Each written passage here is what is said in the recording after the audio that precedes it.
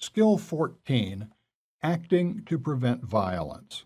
Awareness of the red flags that can signal violent behavior can save lives. Know the conditions that breed violence and protect your workplace from toxic conflicts.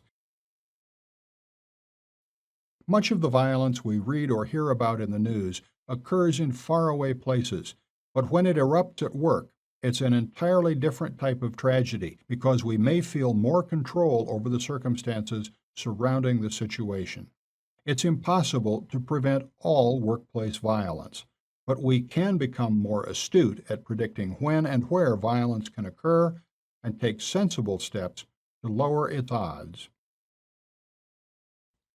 Prevent violence at work by adopting a three-pronged strategy.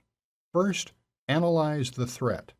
Second, enhance security to mitigate hazards. And third, know how to respond to a potentially violent situation. Profiles of high-risk employees vary greatly. What's more, it's easy to miss clues of violent behavior because a potentially dangerous individual's overall personality may seem relatively normal. Nevertheless, experts agree that violent employees tend to share a cluster of characteristics that include an intense interest in weapons, a history of family violence or personal acts of violence, personality disorders, low self-worth and/or depression, an inability to manage anger and fear in acceptable ways, a history of substance abuse, exposure to peers, often outside of work, who promote violence, and a lack of a healthy support system such as a loving family and friends. Taken alone, none of the above factors indicates that an individual is prone to violence. But if an employee exhibited most or all of these traits, it's prudent to conclude the person may pose a threat. From a supervisory standpoint, employees who are uncharacteristically tardy or absent may merit special attention, especially if they repeatedly leave work without permission. If you notice a drop in a worker's productivity or a sudden pattern of inconsistent performance, that's also a bad sign. More obviously, any employee who starts picking fights with coworkers or engages in other disruptive behavior or who violates rules relating to workplace safety or treatment of colleagues may need help from the EAP. Boost security in your workplace by taking practical steps to spot potential hazards quickly and reduce the likelihood of violence. Aside from hiring security guards and monitoring outsiders' access to work sites, it's also important to train employees at all levels about the warning signs of violence.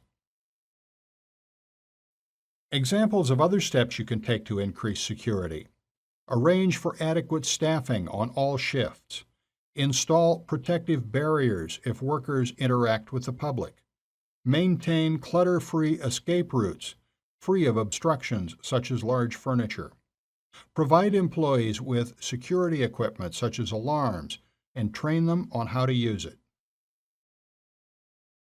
Respond to even minor outbreaks of violence with consistent and thorough follow-up that includes completing an investigation and taking appropriate action. Train employees in conflict resolution and nonviolent responses to conflict on the job. Prepare to manage a potentially violent scenario so that it doesn't escalate. If you find yourself talking to a high-risk employee, choose your words carefully. In a calm, unhurried tone, say what you see. Avoid issuing judgments or giving advice. For instance, say, "You screamed at that customer," instead of, "You cannot treat our customers in that manner." By describing what you see and hear in neutral language, you enable the employee to realize what he or she did. Better yet, you come across less as an accuser and more as an observer. Employees may be more able to overcome their violent urges if they're speaking with an observer rather than a finger-pointing boss who scolds them. After you share your observations, stop and listen. Let the employee blow off steam. Meanwhile, you or a coworker who sees what's happening should know how to signal for immediate help, such as pressing an auto dial button on a cell phone reserved for emergencies. In the event of a physical confrontation, make eye contact with the individual. It's natural to look away or close your eyes if you're agitated or fearful of being struck, but your eyes can help you establish your authority and control the situation more effectively. Beware of freezing up when facing a threat. Plan now for what you'll do. Call the police on your cell phone, evacuate bystanders, lead the threatening person toward your security guard's station. Never turn away from a violent individual unless you intend to flee. Warning: if you're scared or unsure what to do, keep it to yourself. Maintain a confident, supportive demeanor, even if you're panicking inside. Projecting calm authority can help you contain an individual's volatility.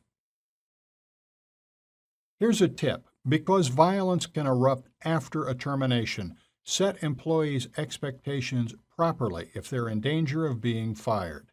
Document their unacceptable performance or behavior and explain the consequences if it continues.